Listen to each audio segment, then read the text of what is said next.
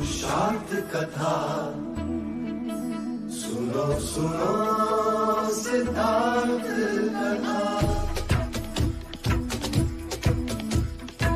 सत्य कथा पुरुषार्थ कथा सुनो सुनो सिद्धार्थ कथा।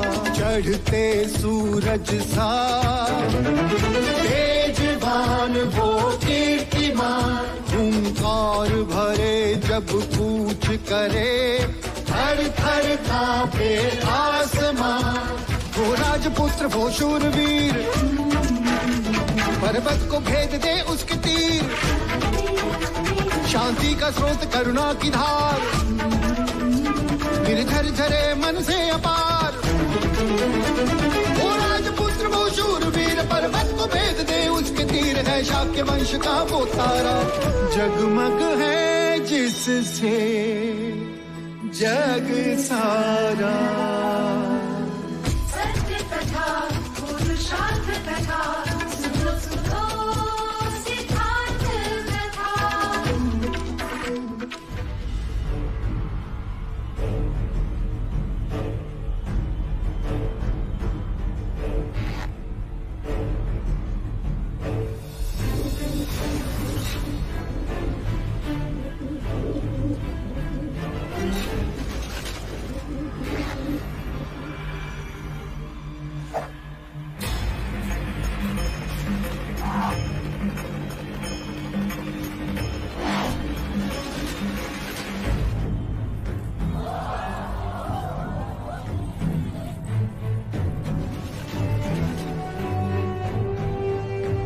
अब गुरुकुल के सर्वश्रेष्ठ धनुर्धर कुमार देवदत्त की परीक्षा होगी। कुमार देवदत्त की, कुमार देवदत्त की, कुमार देवदत्त की, कुमार देवदत्त की, कुमार देवदत्त की।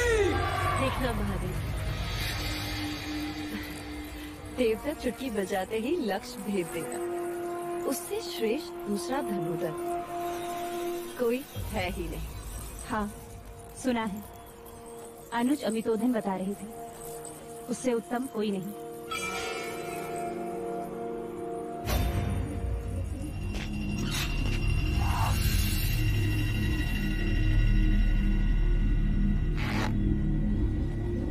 रुक जाइए गुरुदेव।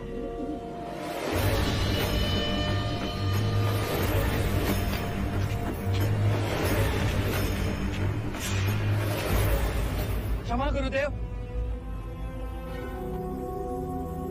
परीक्षा के लिए क्या मूक पक्षियों को लक्ष्य बनाना उचित है? परीक्षा में धनुर्धर की योग्यता को परखना होता है। क्या युवराज के पास कोई और विधि है?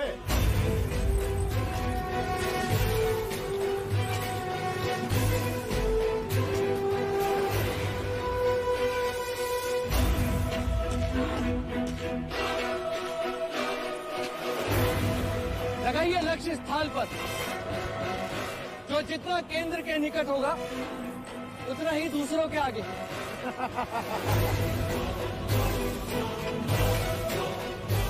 युद्ध में थाल और कटोरों में बाण नहीं चलाते अनुज, रणभूमि में क्षत्रिय जीवन और मृत्यु पे खेलते हैं। अरे यदि उड़ते पक्षियों को नहीं मार सकते तो शत्रु तुम्हें मार देंगे। युद्ध रणभूमि में खेला जाता है ज्येष्ठ, यहाँ नहीं, और वो भी अनिवार्य हो तब। यहाँ तो केवल परीक्षा के लिए निर्दोष पक्षियों को लक्ष्य बनाया जा रहा है। ये उचित नहीं। उपदेश साधु संत देते हैं, क्षत्रिय रहे, यहाँ तो केवल परीक्षा दी जाती है, भीरुता के व्यर्थ कारण नहीं। कुमार देवदत्त सत्य कह रहे हैं, होने वाले सम्राट को लक्ष्य का छोप देगा।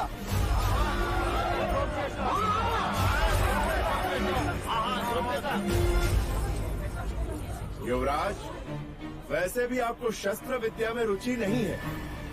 हम आपकी परीक्षा बाद में लेंगे।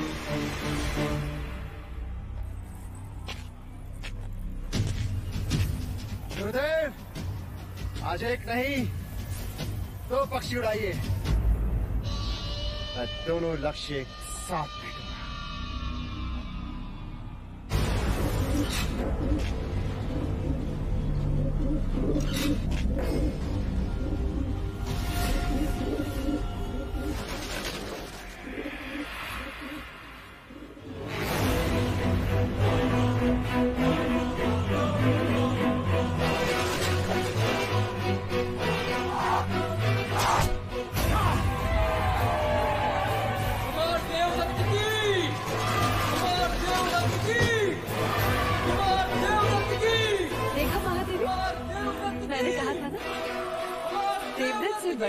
जैसा कोई है ही नहीं। देवदत्त की! कुमार देवदत्त की! कुमार देवदत्त की! कुमार देवदत्त की! कुमार देवदत्त की! कुमार देवदत्त की! कुमार देवदत्त की! जाओ, अब तुम्हारी बारी है। एक बार अपने तीर से उड़ते हुए रक्त को देखो, कितना आनंद मिलता है। जाओ। सिद्धार्थ, अब तुम्हारी बारी है।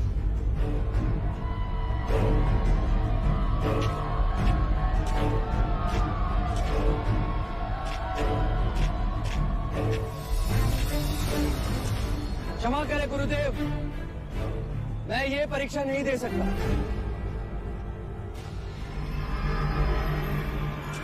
तो ठीक है गुरुदेव, परीक्षा समाप्त हुई। मुझे सर्वश्रेष्ठ घोषित किया जाए।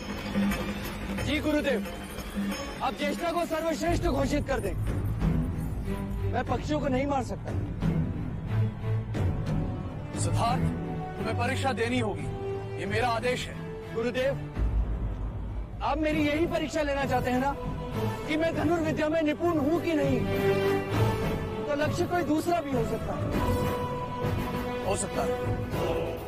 हाँ, हो सकता है, लेकिन लक्ष्य उतना ही कठिन होना चाहिए जितने ये उड़ते हुए पंछी।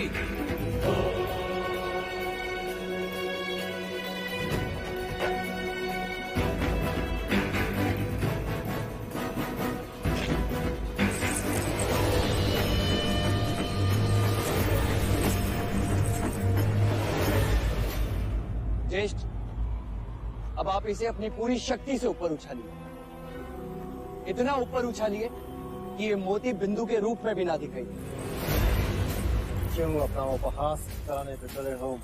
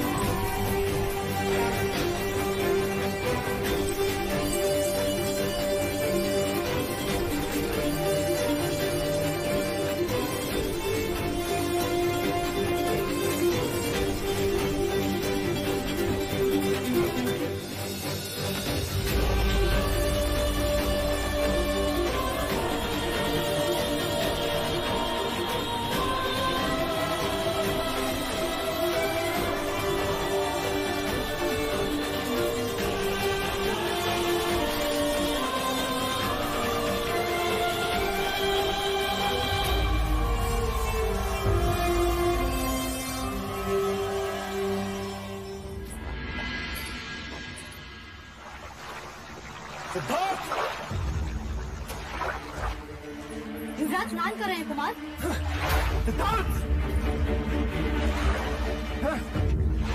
अपने आप श्रेष्ठ घोषित करवाना था तो अहिंसा का ध्यान क्यों किया? सबके समक्ष मुझे क्रूर दिखाने के लिए? अरे क्या कहता, मैं भी पक्षियों की जगह तुम्हारे गले के मोती को भेज देता, लेकिन मुझे तो मेरे प्रिय अनुज ने अवसर तक नहीं दिया। इतना बड़ा कपट! ज्येष्ठ, मैंने तुम्हारे साथ कोई कपट नहीं किया और तुम तो बचपन से जानते हो कि मैं पक्षियों को लक्ष्य बनाने का विरोधी हूँ। हाँ, तुम तो बड़े अहिंसावादी हो। अरे मत भूलो सिद्धार्थ, प्रत्यक्ष नहीं पर परोक्ष है जो तुम भी हिंसा करते हो, लोगों की भावनाओं की हत्या करते हो तुम, हत्यारे हो तुम। याद रहे सिद्धार्थ, दंड युद्ध में तुम मेरे समक्ष होगे और वहां तुम्हें मुझसे युद्ध करना ही होगा। और ये दंड युद्ध ये सिद्ध करेगा कि कपिलवस्तु के गुरुकुल का सर्वश्रेष्ठ योद्धा कौन है।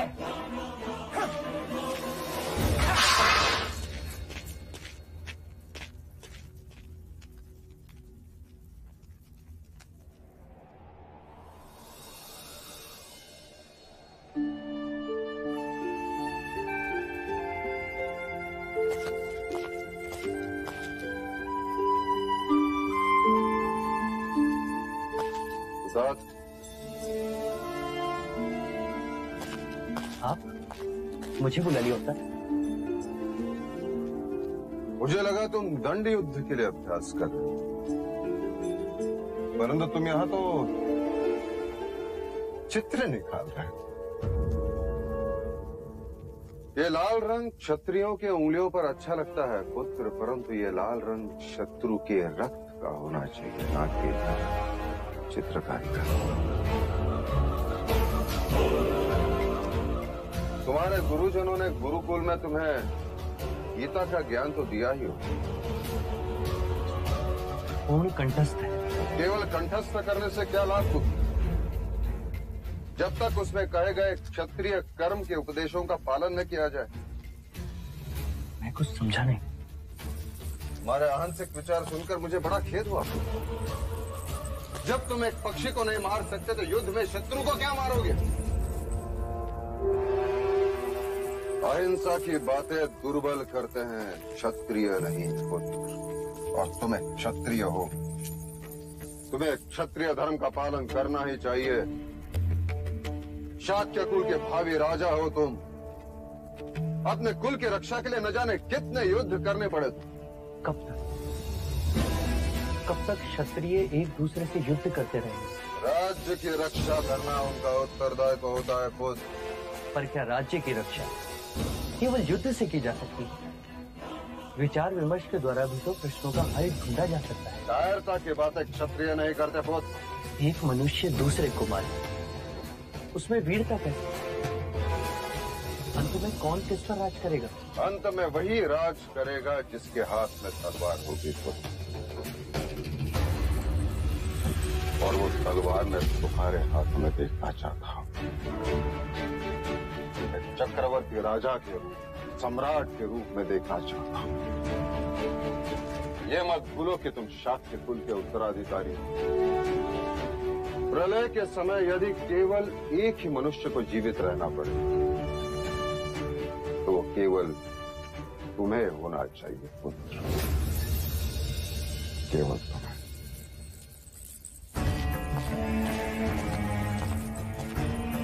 मैं गीता के उपदेश को समझता हूँ पिताजी,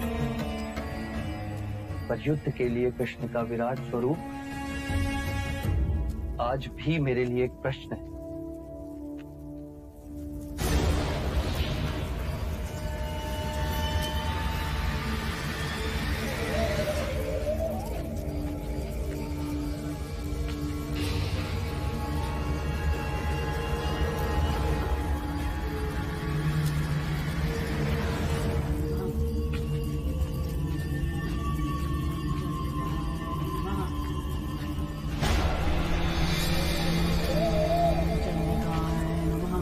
आ गई तू, कब से प्रतीक्षा कर रही थी।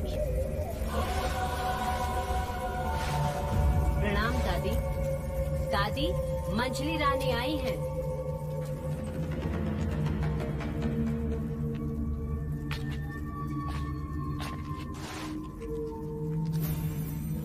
वो मेरा पुत्र। तेरा पुत्र हर समय क्रोध होता है, इसीलिए सब कुछ खोता है। जानती हूँ, इसीलिए यहाँ आई। कल अंतिम दंड युद्ध होगा। मैं चाहती हूँ कि ये कील उठा ले। जिससे भी वो युद्ध करने वाला है, उसके दंड में ये कील ठोक देना। वो कभी भी तेरे पुत्र पर प्रहार नहीं कर सकेगा।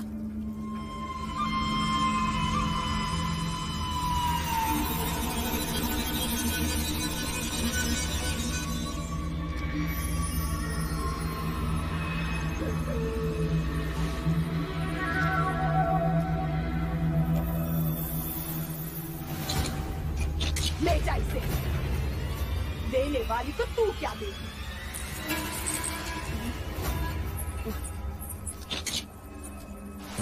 दादी हम चलते हैं। देवी चलिए। जंबिकाय नमः। ओम ह्रीं क्लीं।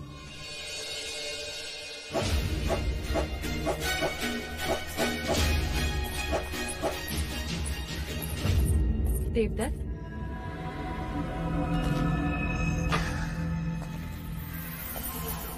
ये ले, तेरे लिए लाई।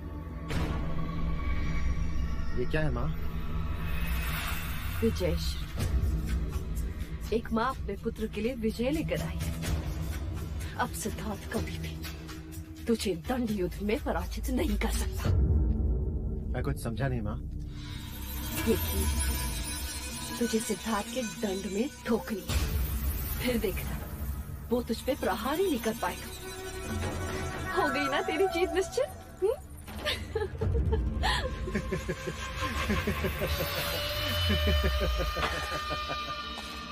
माँ, मुझे जीत याचकों की तरह झोली में नहीं, अपनी मुट्ठी में चाहिए। यदि आप कहें तो ये कील सिद्धार्थ की हथेली में ठोक दूं, यदि कहें तो तलवार से उसका सर उड़ा दूं माँ। लेकिन इस तरह ये टोड़ने टोट के करके मुझे विजय नहीं होना। मैं एक शूरवीर क्षत्रिय हूँ, मुझे जीतना है और मैं जीतूंगा। और जीत का महत्व तब होता है जब एक योद्धा अपने शौर्य और वीरता से युद्ध को जीते। लेकिन आप ये नहीं समझेंगे, क्योंकि आपको अपने पुत्र की योग्यता से अधिक विश्वास इस कील पर है।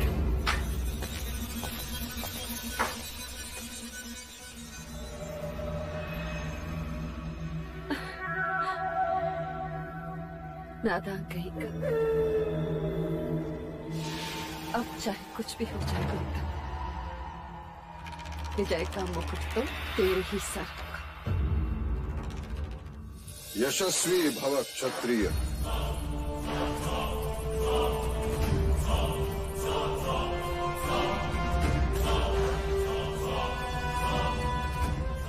मंगला दीदी का भी आशीर्वाद लो।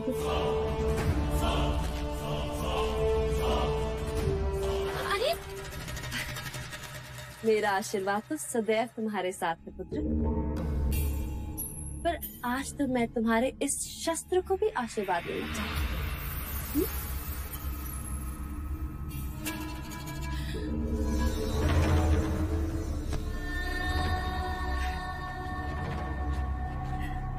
ईश्वर करे तुम्हारे शस्त्र को किसी की अशुभ दृष्टि न।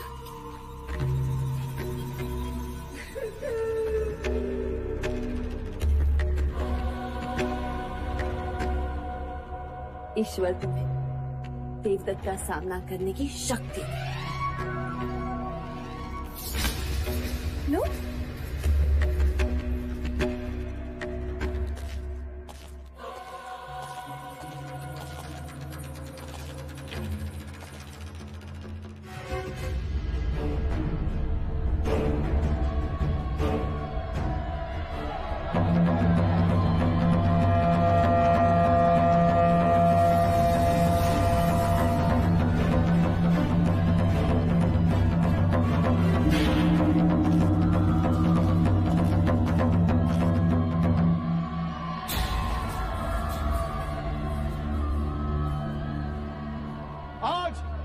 परीक्षा का अंतिम चरण ये निश्चित करेगा कि कपिलवस्तु के गुरुकुल का सर्वश्रेष्ठ योद्धा कौन है।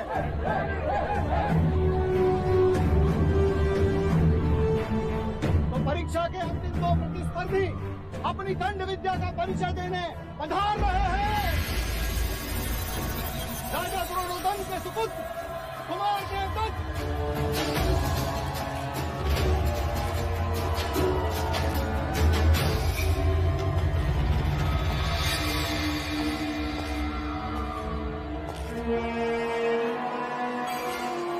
और महाराज शुद्धोधन के सुपुत्र और कपिलवस्तु के भावी सम्राट युवराज सिद्धार्थ दाता।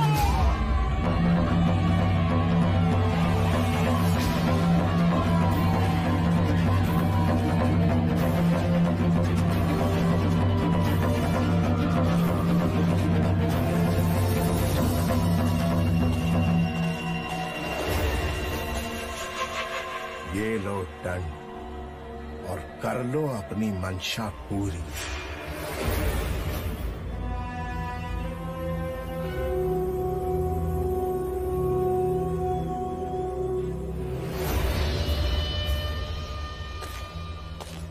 आज ये प्रमाणित कर दूं कि तुम्हारे दंड और कृष्ण के सुदर्शन में कोई भेद नहीं। वो जब भी चला सत्य के लिए चला। आज तुम्हारा ये दंड भी चलेगा तो सत्य के लिए,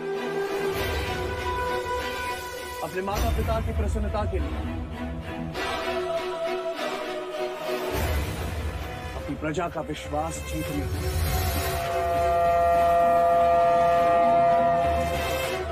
जाओ विजयी।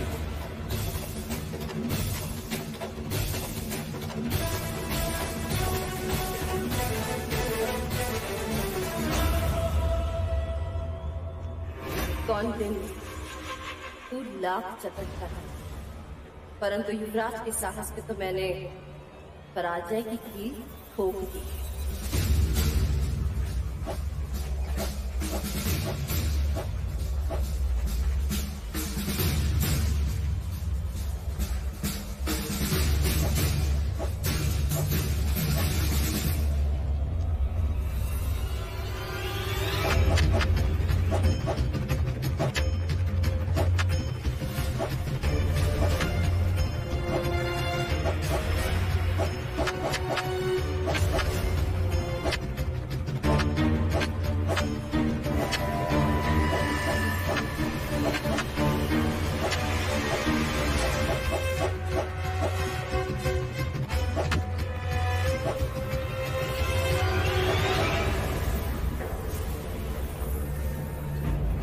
युवराज प्रतिवार क्यों नहीं कर रहे?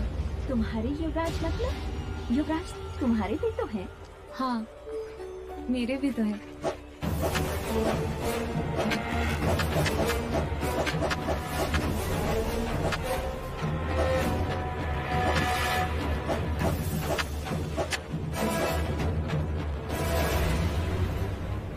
तुम मुझ पर प्रहार क्यों नहीं करते सिद्धार्थ? तुम जानते हो ज्येष्ठ, मैं तुम पर प्रहार नहीं कर सकता। मान सम्मान का तुम्हारा ये प्रपंच मैं समझता हूँ सिद्धार्थ, परंतु आज तुम्हें मुझसे युद्ध करना ही होगा। प्रहार करो मुझ पे सिद्धार्थ!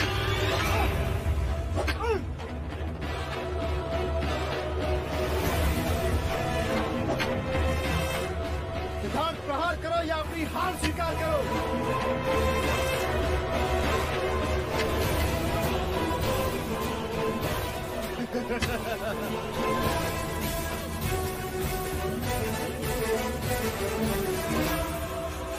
क्या कर रहे हो तुम? कपिलवस्तु के भावी सम्राट के हाथ कांप रहे हैं गुरुदेव। सिद्धार्थ, मैं ज्येष्ठ पर प्रहार नहीं कर सकता गुरुदेव। आचार्य कौंडिन्य, तो क्या मैं देवदत्त को कपिलवस्तु का सर्वश्रेष्ठ योद्धा घोषित कर दूं? नहीं, मुझे भीख में नहीं चाहिए। मुझे तुम्हें प्रहार करना हो। ये युद्ध नहीं केवल एक परीक्षा है। गुरुदेव, मैं चाहकर भी हाथ नहीं उठा पाऊंगा। तुम सबके समक्ष ये स्वीकार करो, तुम कार हो। मेरी प्रतिभा से भय लगता है तुम्हें। स्वीकार करो। सिद्धार्थ, अब तुम्हें किसी एक विकल्प का चयन करना है। या तो तुम्हें प्रहार करना है, या फिर आज के बाद आचार्य कौंडिन्य को भूल जाना है। मैं तुम्हारा गुरु नहीं और तुम मेरे शिष्य नहीं। गुरुदेव, यदि तुम इस परीक्षा में विजय न हुए तो मेरा सिखाया सब मिथ्या है। ना समझ पशु पक्षी भी समय आने पर चुनौती स्वीकार कर लड़ने को तैयार हो जाते हैं। तुम तो मनुष्य हो। मत भूलो, अतल वितल भूतल पर जन्म लेने वाली प्रत्येक आत्मा कर्म के अधीन है, कर्माधीन है। पर ज्येष्ठ, इतने भावनाशील मत बनो सिद्धार्थ। केवल अपना कर्म करो। याद रखो, बादल का मूल्य वर्षा से, पेड़ का मूल्य फल से, तलवार का मूल्य धार से, उसी तरह एक क्षत्रिय का मूल्य प्रतिभावान योद्धा बनने से।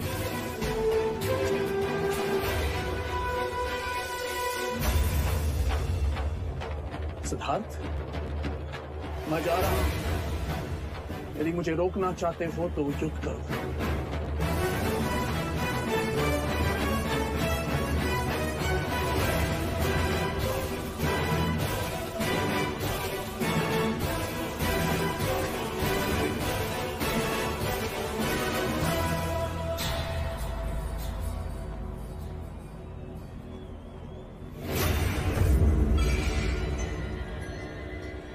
अतल वितल भूतल पर जन्म लेने वाली प्रत्येक आत्मा कर्म के अधीन है, कर्माधीन,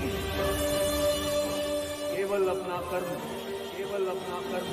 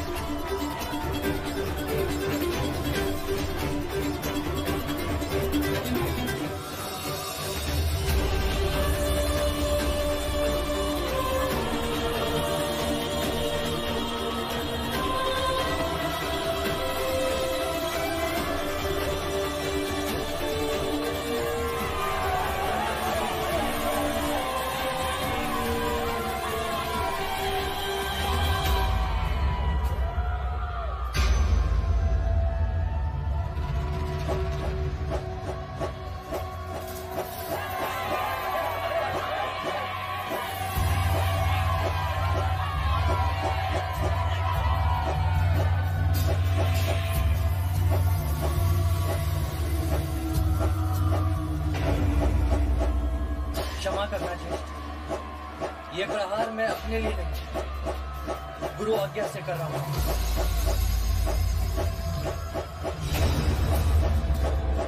पहला प्रहार गुरु के लिए,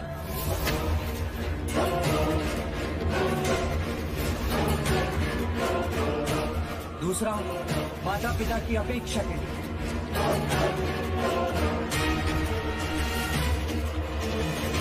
तीसरा प्रजा का विश्वास पाने के लिए,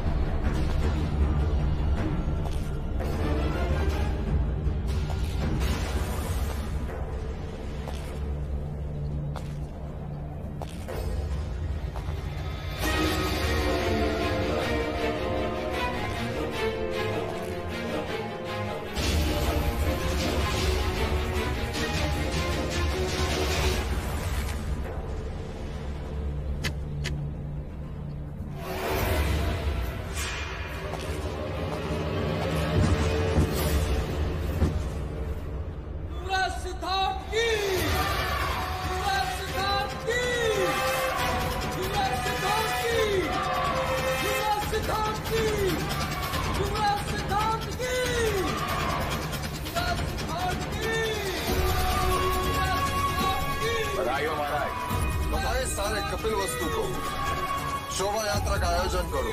सेनापति जी महाराज। ऐसा कुछ करो कि शाक्यों के राजकुमारों की कीर्ति मगध और कौशल राज तक पहुंचे।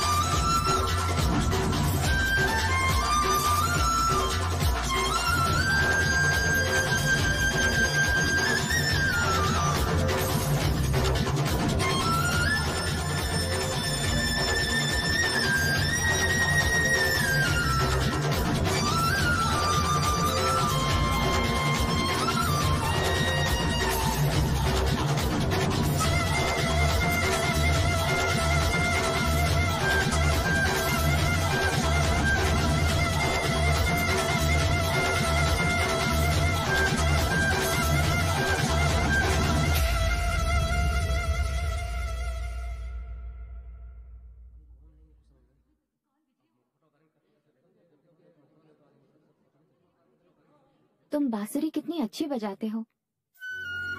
तुम्हारे नृत्य ने प्रेरित की।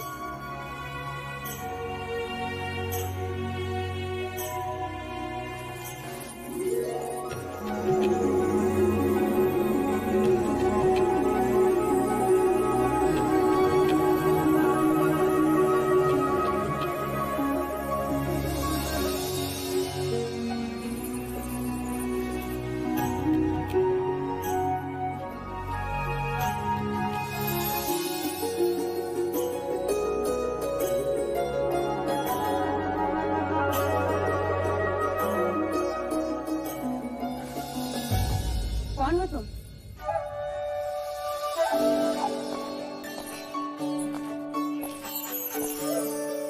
क्या इस प्रश्न के उत्तर में मैं आपसे एक प्रश्न कर सकती हूँ महादेवी? मैं आपको क्या कहकर पुकारूं? मामी या बुआ? यशोधरा, यशोधरा,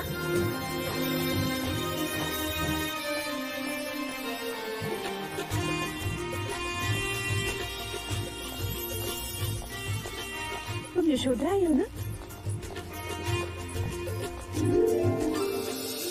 क्यों चौंक गए ना सब?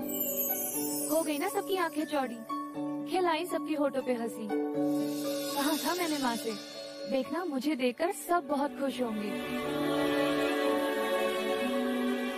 आप खुश नहीं हैं? हाँ, पर देवदा से यहाँ तक तुम अकेले? मैं अकेली कहाँ हूँ बुआ, मेरे साथ मेरा विश्वास था। आप सबसे मिलने की इच्छा थी और फिर आप सबको भी तो मेरा इंतजार था या नहीं? हाँ किंतु महाराज दंडपानी ने तुम्हें रोका नहीं? होते तो रोकते ना मजले मामा, वो तो वैशाली गए हैं। और माँ? माँ सासे वहाँ देवदा में ले रही हैं, पर उनका मन यहाँ कपिल वस्तु में घूम रहा है। तुम्हें इस तरह अकेले नहीं आना चाहिए।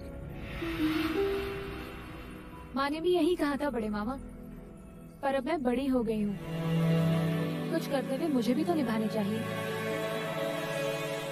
कर्तव्य? कैसे कर्तव्य? दूरियां मिटाने के।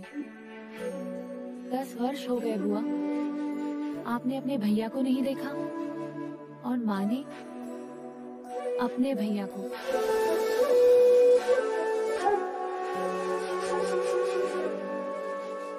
तुम्हारे रूप में मुझे अमिता दिखाई दे रही और तुम्हारे शब्दों में उसे सुन रही। मैंने तो कह दिया था माँ से कि मुझे जाने दो, मामा और पिताजी के बीच जो भी अनबन हो, पर मैं बन बन करके संबंध बनाकर ही वापस आऊंगी।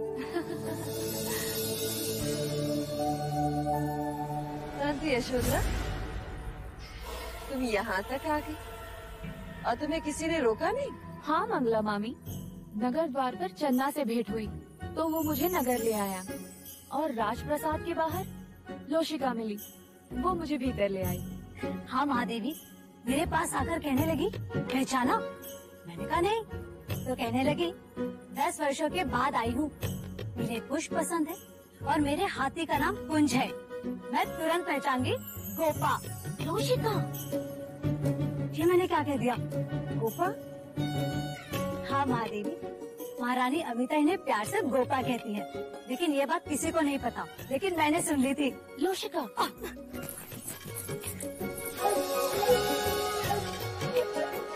गोपा, अच्छा ना? कपिल वस्तु में तुम्हारा स्वागत है गोपा।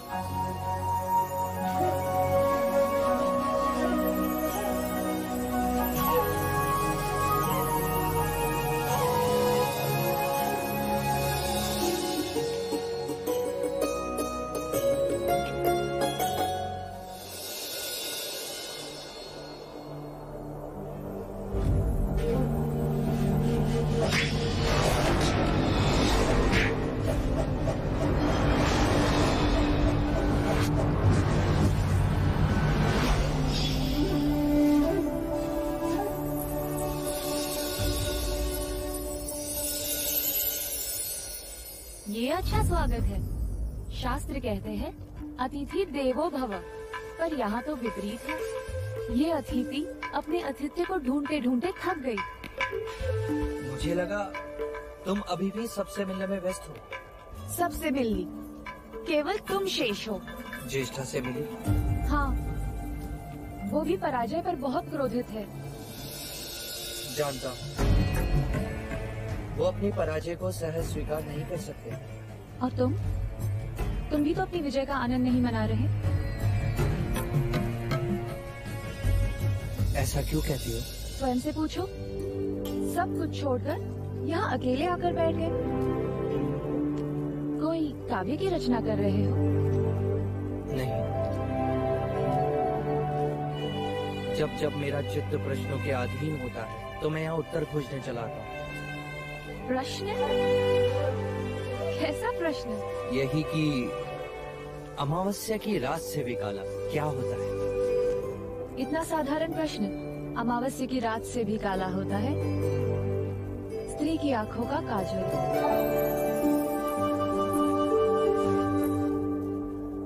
देखो,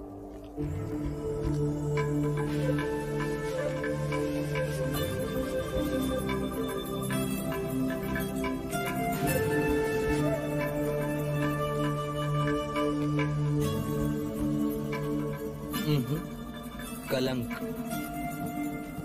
अब बताओ, जल से पतला क्या होता है? प्रेम। सच कहा ना मैंने? ज्ञान। जल से पतला ज्ञान होता है यशोधरा। अब एक प्रश्न मैं करूं? हाँ हाँ, पूछो ना। तुम केवल अच्छी बांसुरी बजाते हो या सिखा भी सकते हो? तुम चाहो तो सिखा भी सकता हो। कहते हैं ज्ञान और खुशियाँ बांटने से बढ़ती हैं यशोधरा। गोपा, गोपा अच्छा नाम है ना? पहले एक सुर सीखी, केवल फूको इस तरह।